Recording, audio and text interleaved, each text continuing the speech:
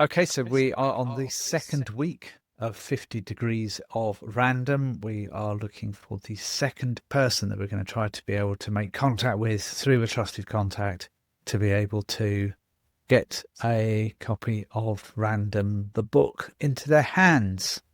Last week we had Matthew Syed. We haven't made, well, unless you haven't told me something, Nick, we haven't made huge progress there in being able to get close to Mr. Syed.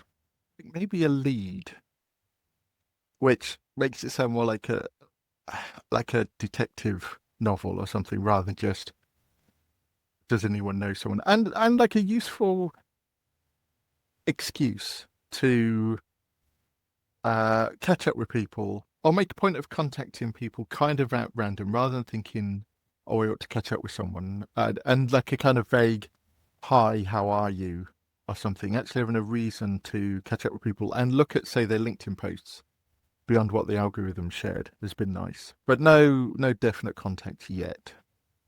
We will see where that goes. But we need another name to add to the mix. So to be able to do that this week, what I thought we would do, I'm just going to switch my camera. So the new thing that I have built is loosely based on the way in which the ancient Athenians did sortition, which is the use of randomness to be able to select people for public duty. They built a machine called the Cleartorian, and this is a digital reincarnation of it. So we have got 81 names on the list. And then what will happen is there are 81 balls. 80 of them are black. One of them is white. They will be released in sequence. And then the person who gets the white ball is going to be the subject for us trying to be able to make contact with them this week. Does that all make sense? Excellent. Okay, here we go then. I'm going to auto-release the balls, which sounds slightly rude. But you click up to 80 times. Oh, see. There we Nice. go. So it's going through there. So also it lists all the names so that any of the viewers at home might see someone and decide that they're going to mention it to them. Indeed. I mean, that's part of the idea here, but none of these people are selected this week. When I've trialed this, it usually comes out in the second half. Oh, no, it doesn't. There we go.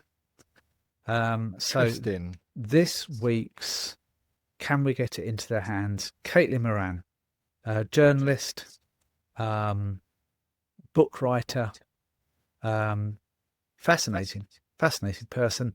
If you know her well enough to be able to say, Caitlin, got this thing that you should hear, that sort of level of knowing, then, well, get in touch with us. You know her well enough to say, Caitlin. That's a good start.